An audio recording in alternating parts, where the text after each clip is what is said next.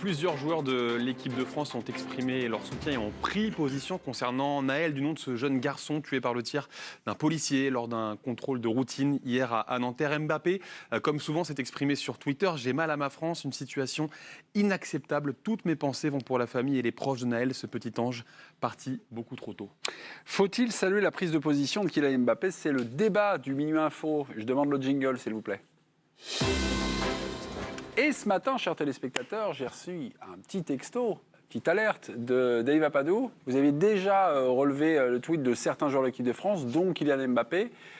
Votre position n'était pas forcément figée dans ce que vous m'avez mis. Vous étiez interpellé, vous étiez après un petit peu de réflexion. Je trouve votre raisonnement?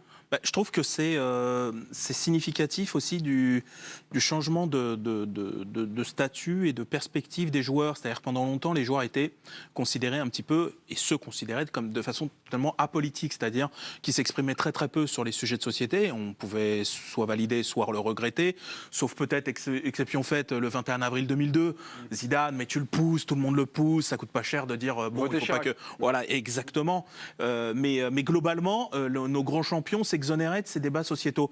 Et là, on voit bien qu'avec Kylian Mbappé et on va dire la génération qui l'accompagne, parce qu'il n'y a pas que lui, mais on sent que lui, c'est quelque chose qui porte un peu plus. Ce n'est pas le premier à l'avoir fait ce matin. Pardon ? Ce n'est pas le premier. Non, bien sûr, je sors de ça. C'est-à-dire que globalement, c'est quand même quelqu'un qui prend beaucoup position, qui s'exprime sur beaucoup de sujets, qui a une force de frappe qui est incroyable. C'est quand même celui. 100 millions de followers. Voilà, exactement.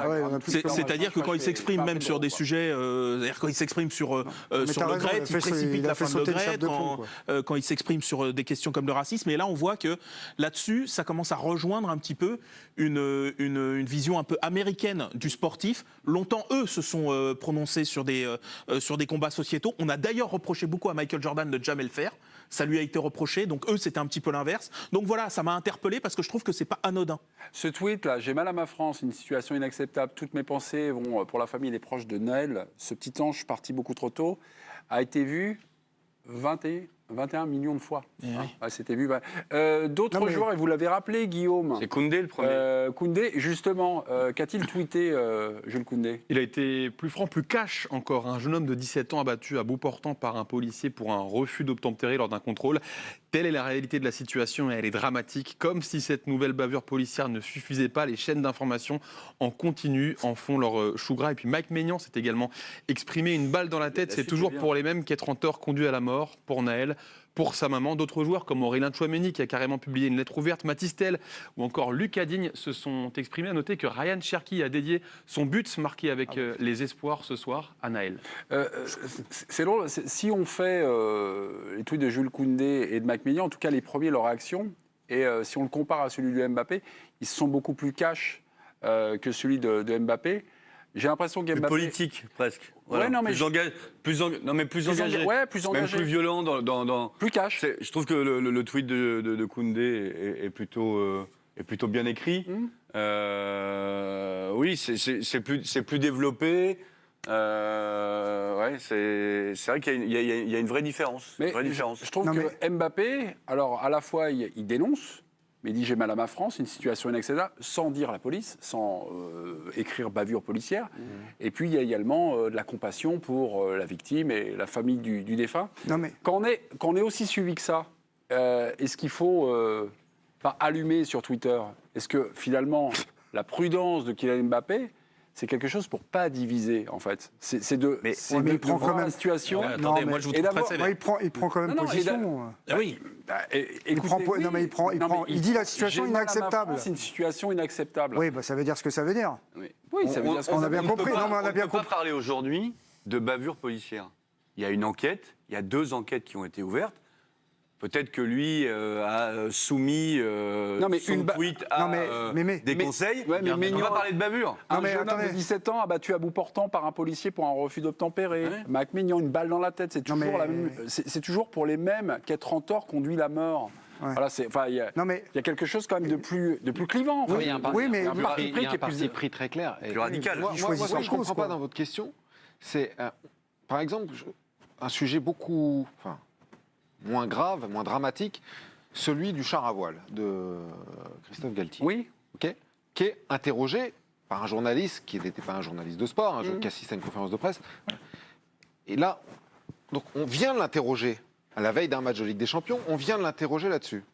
Alors que moi, je trouvais que la question n'était pas, c'était pas forcément le moment de la poser. Bref. Moi, je suis d'accord avec toi. C'est autre chose. Mais on vient quand même l'interroger.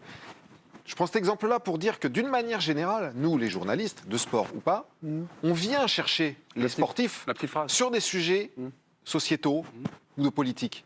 Et lorsque ils ne répondent pas ou qu'ils répondent à côté, on est les premiers à les fracasser. Christophe Galtier peut en témoigner. À manger.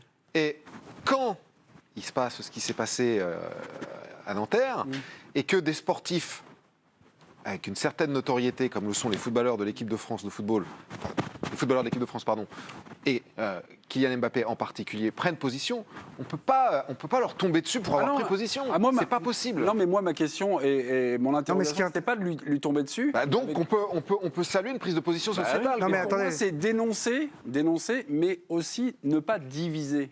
Non, mais Je trouve qu'il y a. Non, mais qu'ensuite, non, mais ça, c'est humain. Non, mais je trouve que la position et le tweet d'Mbappé est assez habile, fin. Oui, au sens fin. Il y a des mots aujourd'hui, peut-être que l'enquête, visiblement, tous les premiers éléments vont vers là, mais comme a fait Koundé, on ne peut pas parler de bavure policière. Donc les mots sont importants aujourd'hui, parce que tout peut être diffamation, Mbappé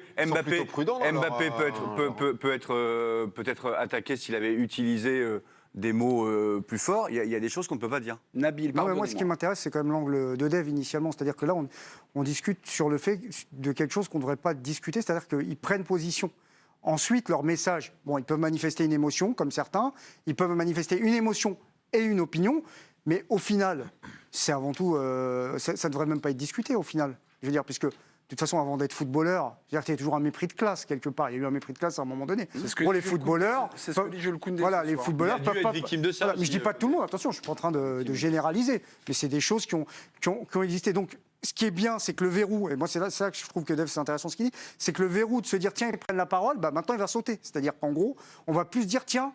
Ils vont prendre la parole, mais on va plus s'attacher à ce qu'ils vont dire. Ensuite, là, je suis d'accord avec vous. Quand vous dites des choses comme ça, vous vous exposez, mais les enjeux sont différents selon chaque individu, vous exposez à aussi des réactions clivantes. Excusez-moi, mais nous, notre débat, c'est finalement cette évolution de la parole du sportif qui s'exprime sur des faits qui sont en dehors de le sport. Jules Koundé, qui a retweeté ce soir, et je vous passe la main, Guillaume, parce que vous vouliez parler juste après Nabil. C'est assez drôle, nous dit Jules, de lire toute la frustration et le dédain qui émane de certaines personnes lorsqu'un athlète, ou plus particulièrement un footballeur, dans mon cas, s'exprime sur les sujets de société. Comme si nous étions enfermés dans une boîte dans laquelle il nous serait interdit de donner notre avis sur les sujets qui nous concernent au même titre que tout autre citoyen. Car oui, s'il fallait le rappeler, nous sommes des personnes et des citoyens avant d'être des footballeurs, ce qui nous donne les mêmes devoirs, aussi, les mêmes droits. Tout à fait. Celui de nous exprimer sur ce que l'on On a le droit de pas être d'accord avec ce qui serait bien aussi, c'est que lorsque quelqu'un, un sportif de haut niveau, refuse de s'exprimer sur un sujet sociétal, des sujets parfois complexes, eh ben on ne leur tombe pas dessus. Aussi. Ils sont totalement libres de répondre oui ou non à une question. Moi, je trouve que c'est une évolution majeure. Après, on ne va pas se mentir. Non, mais je veux dire, se positionner, c'est aussi parfois, que vous vouliez ou non, mais ce n'est pas de votre fait, parfois aussi, il y a peut-être certains partenaires économiques, non mais c'est comme ça, qui vont dire, tiens, bah ça ne correspond pas à nos valeurs. Enfin, je ne dis pas, non mais je trouve que c'est... Attends, mais ça existe, hein. Ouais. Je veux dire, des fois, non mais on te dit, tu te mouilles pas, tu fais l'unanimité, t'es tranquille, hein. Je suis moins convaincu que ça. Mais ce qui serait surtout intéressant, c'est que moi, je suis d'accord, et je suis très content d'ailleurs, que les footeux ou les sportifs en général puissent donner leur opinion, parce qu'ils ont le droit. Moi, je me rappelle, j'avais pris parti en son temps pour un président de la République, j'en avais pris plein la tête. Lequel ? C'est pas grave. C'était quelles élections? Dis-nous, Olivier, attends.